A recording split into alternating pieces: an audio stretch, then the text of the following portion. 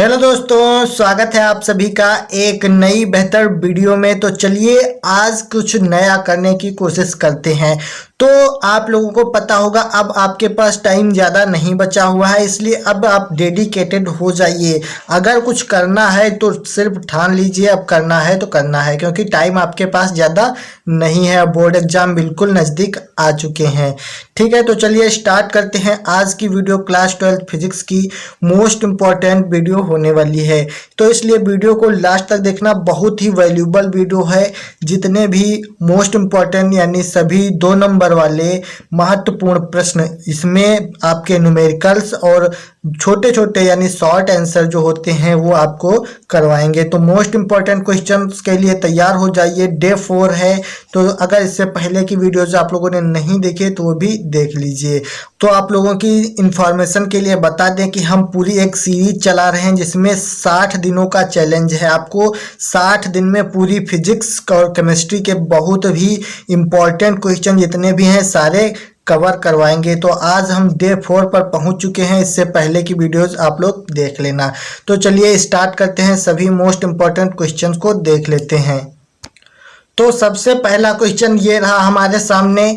Question दिया हुआ है, ये एक टाइप का न्यूमेरिकल है। ठीक है, तो इसमें न्यूमेरिकल और शॉर्ट आंसर सब कुछ इसमें देखेंगे जितने भी इम्पोर्टेंट, क्योंकि फिजिक्स है तो न्यूमेरिकल तो हर हालत में आएंगे ही आएंगे। तो क्वेश्चन है कि 3000 एंगस्ट्राम तरंग दैर्ध्य, ए का मतलब एंगस्ट्राम, 3000 एंगस्ट्राम तरंग दैर्ध्य वाली विद्युत चुंबकीय तरंग की आवृत्ति ज्ञात कीजिए। मोस्ट इंपॉर्टेंट है, अति लघु उत्तरीय वाले प्रश्न हैं 2-2 नंबर के, इसलिए छोटे छोटे हैं, जल्दी जल्दी आप लोग समझ लीजिए। तो 3000 एंगस्ट्राम तरंग दैर्ध्य समझ में आ रहा होगा क्या दिया है। तरंग दैर्ध्य मतलब लैम्डा बराबर 3000 एंगस्ट्राम दिया हुआ है। ठीक है, तो एंगस्ट्राम को जब हम मीटर में बदलते हैं तो गुणे 10 की पावर माइनस 10 से गुणा करते हैं। तो यहाँ से देख लेते हैं लैम्डा बराबर 3000 एंगस्ट्राम है, इसको 10 की पावर माइनस 10 से गुणा करेंगे तो ये हो जाएगा मीटर में। ठीक है, तो अब 3000 गुणे 10 की पावर माइनस 10 मीटर हो गया। ठीक है, तो विद्युत चुंबकीय तरंग की आवृत्ति ज्ञात करनी है। तो विद्युत चुंबकीय तरंग की आवृत्ति यानी फ्रीक्वेंसी नंबर यानी n से ज्ञात करते हैं आवृत्ति को। तो यहाँ पर हमको एक सूत्र पता होना चाहिए, c बराबर c है प्रकाश की चाल, यहाँ पर लिख सकते हैं प्रकाश की चाल, ये हमको उपयोग करना होगा प्रकाश की चाल। ठीक है, तो c कितना होता है सबको पता है, 3 गुणे 10 की पावर 8 मीटर प्रति सेकंड, ये होती है प्रकाश की चाल, सबको पता होनी चाहिए ये। तो यहाँ पर एक सूत्र यहाँ पर लगाया जाता है, c बराबर n लैम्डा, ये आप लोगों ने सूत्र देखा होगा अगर आप ध्यान से पढ़े होंगे तो। ठीक है, मार्कर की थोड़ी दिक्कत है, ये हो गया c बराबर n लैम्डा। ठीक है, तो अब हमको इसमें ज्ञात क्या करना है, n ज्ञात करना है। तो देखिए n को हम कैसे ज्ञात करेंगे। n के लिए देखिए n को हम इधर रोक लेंगे और बराबर में लैम्डा गुणे में है और इधर बराबर के इधर आएगा तो बटे में हो जाएगा, यानी c अपान लैम्डा। इस सूत्र से हमको n ज्ञात करनी है, आवृत्ति ज्ञात करनी है। तो यहाँ से समझिए एक बार ध्यान से, कैसे लगाएंगे इस सवाल को पूरा हल करेंगे। देखिए n निकालना है, n को रखा, c कितना दिया हुआ है 3 गुणे 10 की पावर 8 दिया है। ठीक है, और नीचे लैम्डा, तो लैम्डा कितना दिया हुआ है, लैम्डा है 3000 गुणे 10 की पावर माइनस 10, तो ये हो गया लैम्डा। ठीक है, तो अब क्या हो जाएगा, n बराबर हो जाएगा, देखिए 3 है तो 3 गुणे 10 की पावर 8 है और नीचे 10 की पावर माइनस 10 है, ऊपर जाएगा तो 10 की पावर प्लस 10 हो जाएगा और फिर बटे में कितना बचेगा 3000। ठीक है, तो ये 3 से ये 3 कट जाएंगे तो नीचे कितना बचा 3 जीरो, यानी कि n बराबर ऊपर हो जाएगा 10 की पावर 18। ठीक है, कैसे हो जाएगा, देखिए ये है 10 की पावर 10 और 10 की पावर 8, ये दोनों जुड़ जाएंगे तो 10 की पावर कितना हो जाएगा 18 हो जाएगा।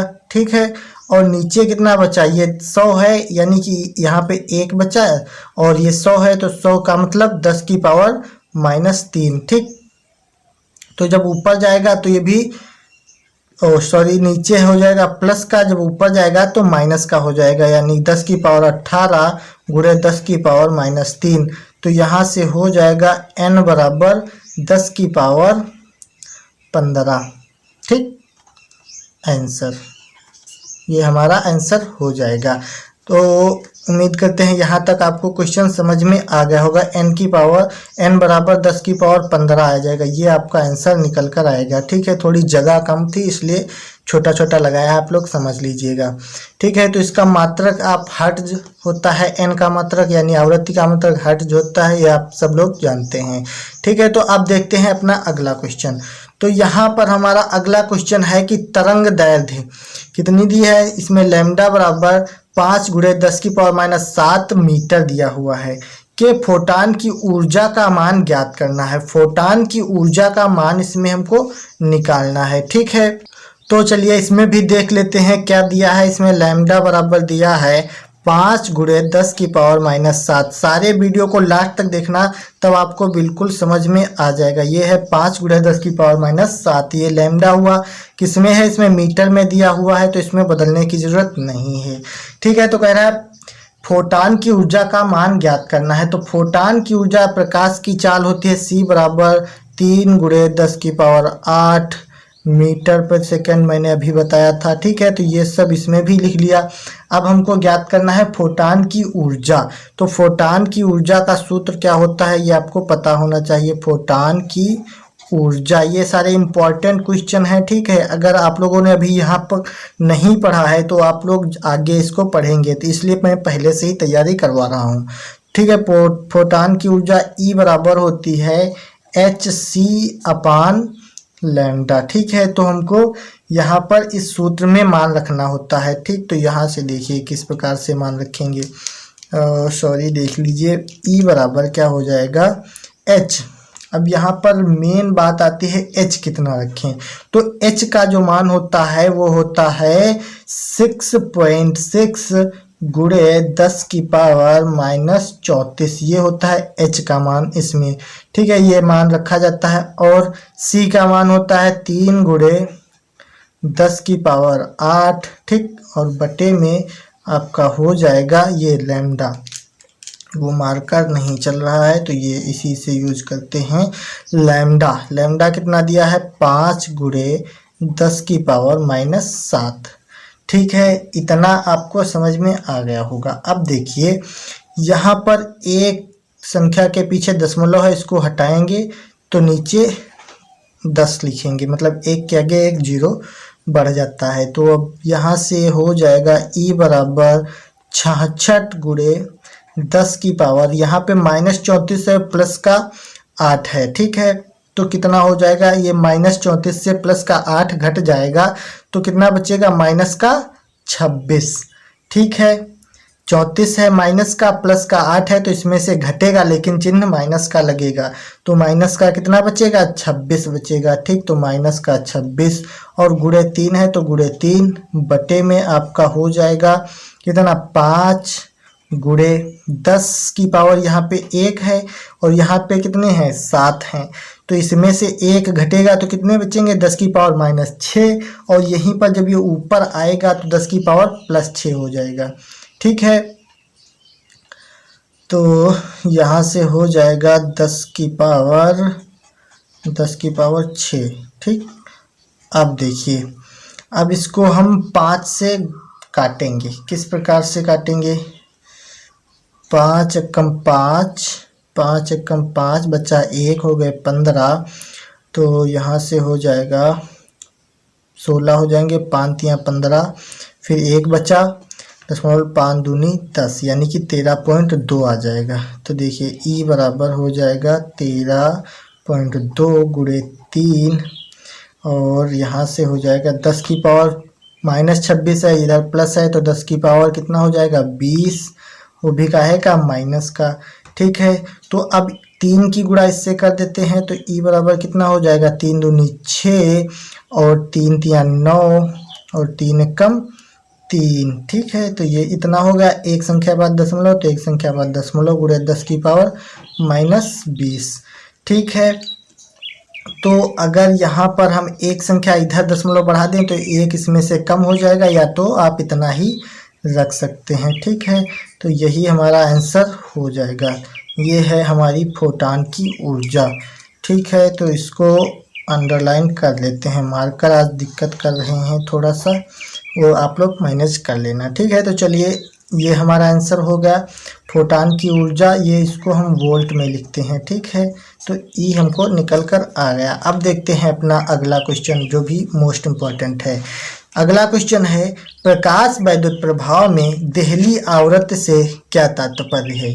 ठीक है, तो प्रकाश वैद्युत प्रभाव जब आप चैप्टर पढ़ेंगे उसमें आपको देहली आवृत्ति देखने को मिलेगा। ठीक है, तो ये देखिए अब हमने अपना आंसर लिख लिया है। अब आपको समझाते हैं कि क्या होता है।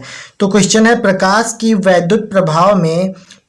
वैद्युत प्रभाव में देहली आवृत्ति से क्या तात्पर्य है। तो देहली आवृत्ति के लिए हम लिखेंगे उत्तर, इसमें लिखेंगे प्रकाश की वह न्यूनतम आवृत्ति। क्या है? प्रकाश की वह न्यूनतम आवृत्ति जिसके कारण धातु के पृष्ठ से इलेक्ट्रॉन उत्सर्जित होते हैं, देहली आवृत्ति कहलाती है। ठीक है, तो समझ में आ गया होगा। समझ लीजिए ध्यान से कि प्रकाश की वह न्यूनतम आवृत्ति जिसके कारण धातु के पृष्ठ से इलेक्ट्रॉन उत्सर्जित होते हैं उसे ही देहली आवृत्ति कहते हैं, या फिर देहली आवृत्ति कहलाती है। ठीक है, तो ये आपको समझ में आ गया होगा। अब देखते हैं अपना अगला जो कि मोस्ट इम्पॉर्टेंट क्वेश्चन है। तो अगला क्वेश्चन है मोस्ट इम्पॉर्टेंट है। देखिए क्या है कि प्रकाश वैद्युत कार्यफलन का अर्थ समझाइए। ये भी क्वेश्चन काफ़ी बार पूछा गया है, ये मोस्ट इम्पॉर्टेंट क्वेश्चन है, ये आप समझ लीजिए। ठीक है, तो वैद्युत यानी प्रकाश वैद्युत कार्यफलन का अर्थ समझाइए, ये क्वेश्चन है। तो इसका कार्यफलन की परिभाषा इसमें लिखनी है। तो कार्यफलन क्या होता है कि वह न्यूनतम ऊर्जा जो किसी धातु के पृष्ठ से इलेक्ट्रॉन उत्सर्जित करने के लिए आवश्यक होती है उस धातु का कार्यफलन कहलाती है।